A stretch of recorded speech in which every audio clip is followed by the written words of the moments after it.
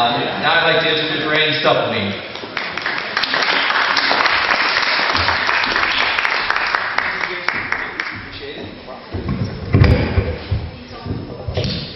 When I retired from the Marine Corps, I thought I was going to become a man of the cloth. I was going to become a religious evangelist, if you will, in the Church of the Nazarene. But I think one of the problems I always had was I just had an aversion to being behind the pulpit or the lectern or whatever. There's a couple more things I wanted to give to you all about the relevance of the Constitution and why it's important. And let me ask you, you all are Tea Party folk, right? Yeah. Okay. What started the Tea Party movement? What's the basis of the Tea Party movement?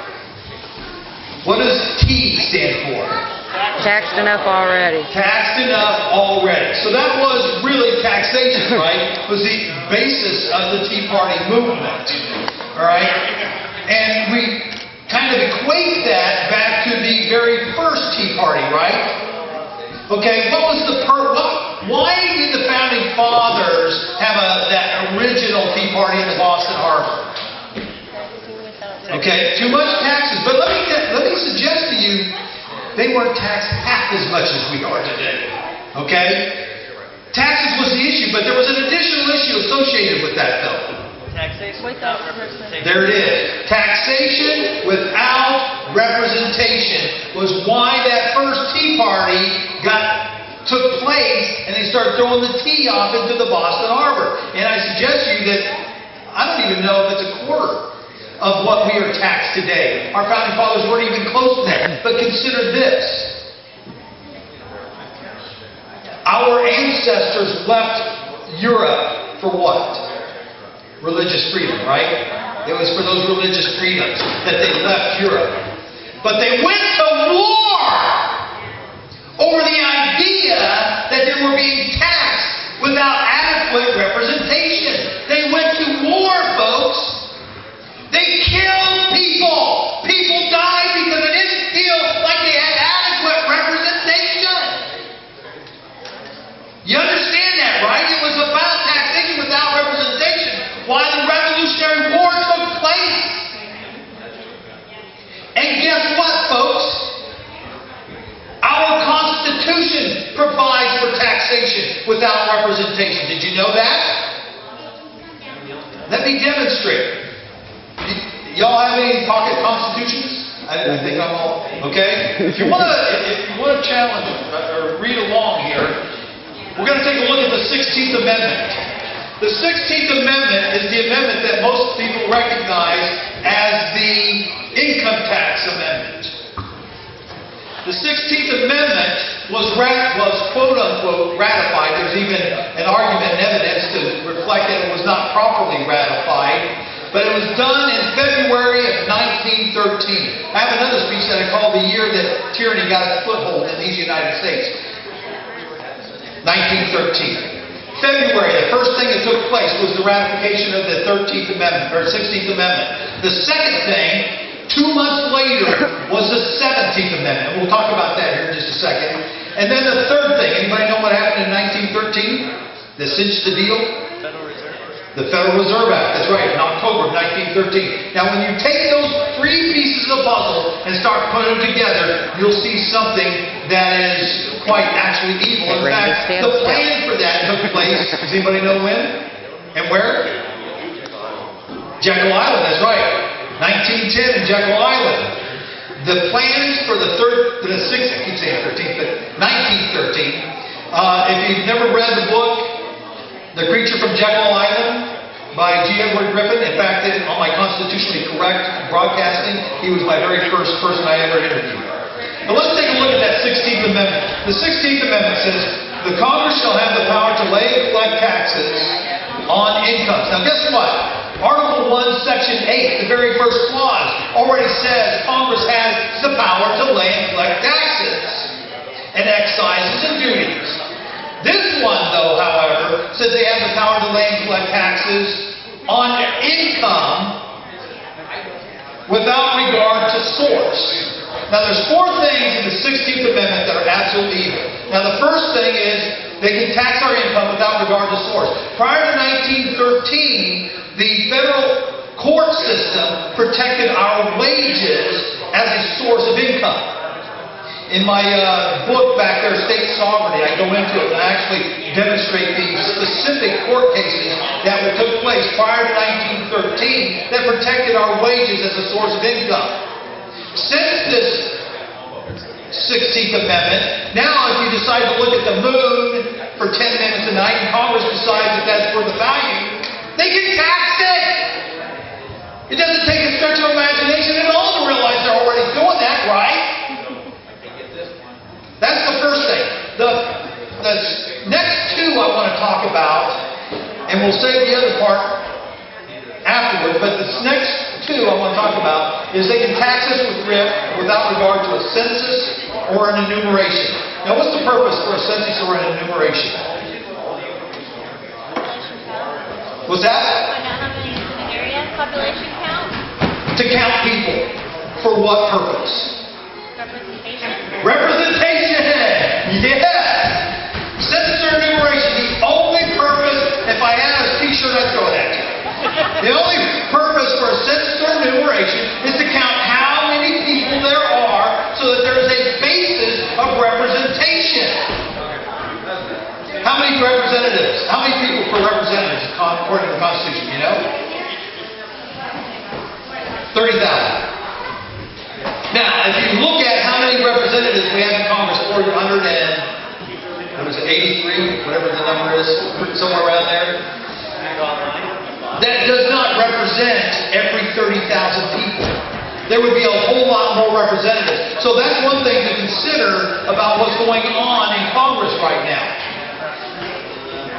The basis of taking an enumeration or a census is to find out how many people you have so that you can find out how many representatives you should have. That's the only reason. It's not to find out how many blacks, whites, reds, purples, or whatever we got. It's just to find out what our basis of representation is supposed to be.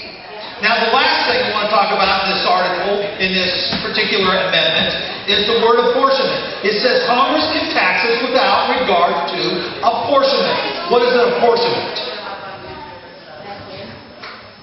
Anybody know? I didn't know it a couple of years ago until I started actually studying and take a look at it. Apportionment is the fair distribution, and here's the important word again, based upon representation. Now, when you understand the census and enumeration is to find out how many representatives we're supposed to have, when you understand that apportionment is a fair distribution based on representation, and it says Congress can disregard it, what does this amendment actually say now? It says Congress can tax us without regard to representation, or another way to say that is taxation without representation. That's the 16th Amendment, folks. We have given Congress the ability to tax us without regard to representation. And our founding fathers went to war over that issue. And they weren't half as taxed as we are. Not even half, and they went to war. And we've got it in our Constitution, folks. The next one that happened is the 17th Amendment. What's the 17th Amendment? It's the one that changed our senators from being elected or appointed by our state legislatures. And in 1913 that changed so that we, the people, we're this all-knowing, great bunch of people. We're going to elect great senators, right? We want responsibility for those senators, so we thought that was a good idea back in 1913, right? Take it out of the hands of the state legislature. We already had representatives. We call them congressmen. They are representatives. Here's what happened when our founding fathers were giving us the Constitution. Madison, the framer of the Constitution, right? He provided a Constitution that had a unicameral house. One house. Period. And what was it about? Representative of the people. But you had states like Rhode Island, Vermont, some of these other smaller states that say, hey, whoa, whoa, whoa, whoa. We'll never have a voice in this federal government. We want equal representation in this federal government. I don't care what our size of our state is. And they're like, oh man, what are we going to do? How many of you recognize the phrase, the Great Compromise? The Great Compromise was to try to keep these states there, and they split the House. It's now bicameral. The lower house representing the people. The upper house representing the states. So anything that the people could have a machination about had to be filtered through states' rights. According to the Constitution, where do all bills regarding money stem from? Congress. Congress is a bicameral house. What part of Congress? All bills, whether it's revenue, spending, whatever, what house is it? The House. The House of Representatives. The lower house. Look, we can blame Obama all we want till we're blue in the face, but guess who's responsible? Obama cannot sign one stinking bill, but when it doesn't come from the lower house first, and then goes through the Senate to finally hit his desk. Not one single fight. He can't spend one red cent without Congress giving it to him to spend. Now we can blame Obama, we can blame the president till we're blue in the face for the economy. Guess what? They don't have the power to do it. Congress has that power, mandated by our Constitution. And until we start getting a grip of that, folks, we're going to be chasing our tail around the bush over and over and over again until we start bearing where the responsibility belongs. The 17th Amendment was a check and balance against an overarching federal government. How? I got a good friend of mine who says, Randy, are you sure? I mean, we all know Chicago politics is controlling all of our legislature, right? We know it's all about corruption. But what is the basis of all corruption? What's the basis of all corruption? What is it? Absolutely! Money! The Bible says money is the root of all evil. It's the basis of all corruption. People say, but it's power. It's all about power. Well, you're not going to have power without money. Love of money. The love of money is the root of all evil, according to the King James version of it. Money is at the basis of all corruption. Corruption, in this particular case, actually works in our favor, folks. Why?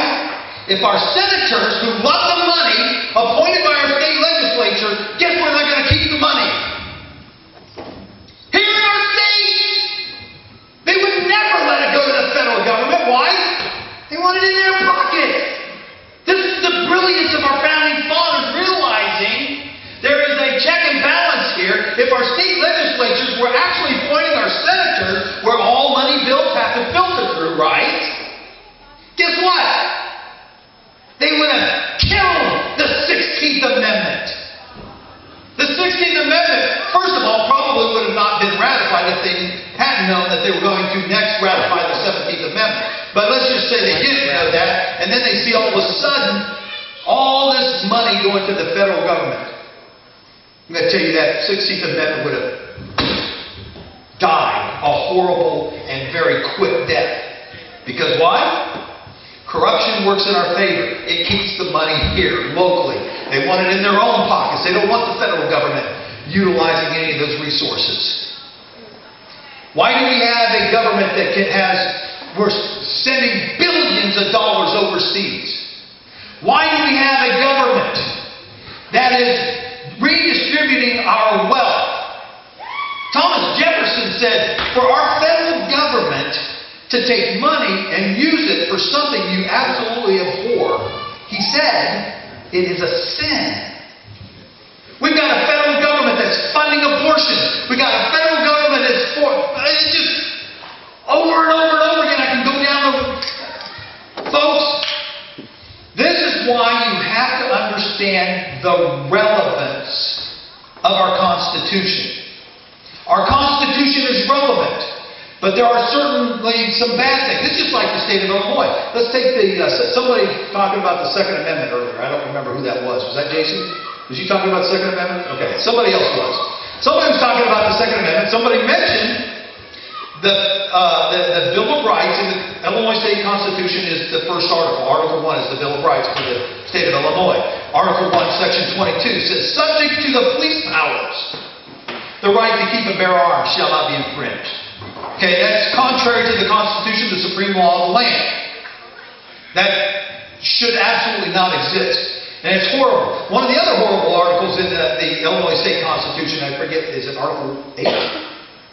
That says, nothing in this Constitution shall be construed as limiting the power of the legislature. Why even have a Constitution if they're all powerful? Think about it. But there is a good part about the Illinois State Constitution, because the Second Amendment says what? The security of a free state. Right? But it says before that, it talks about the militia, right?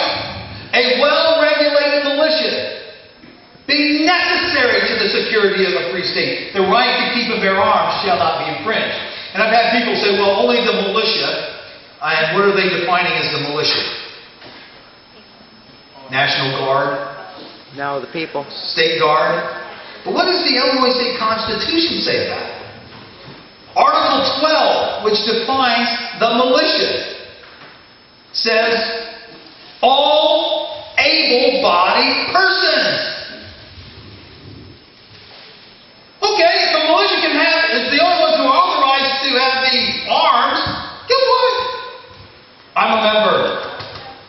The Illinois State Constitution. So it's important for us to know these principles, to know the relevance of it. I went through the appointing of officers earlier. One of the things, does anybody know what a bill of attainder is? That's found in Article 1, Section 9. And it says that Congress shall not pass a bill of attainder or post facto laws, meaning we make it a crime for you to have walked across the street. Even though you walked across it yesterday, today we make it a crime, and now we can charge you with violating the law. That's an ex post facto law. But it says no bills of attainder. What is a bill of attainder? Bill of attainder means that they could, by bill, say that you are guilty of treason and we're going to execute you. That is a bill of attainder. It's based on the word called taint. You've been tainted. They are tainting you by a law, a bill signed. So apparently, King George and all of those before had these kind of ex post facto laws that would attaint people. They actually executed people based on some law that they decided to write. Our founding father says, you shall not do that.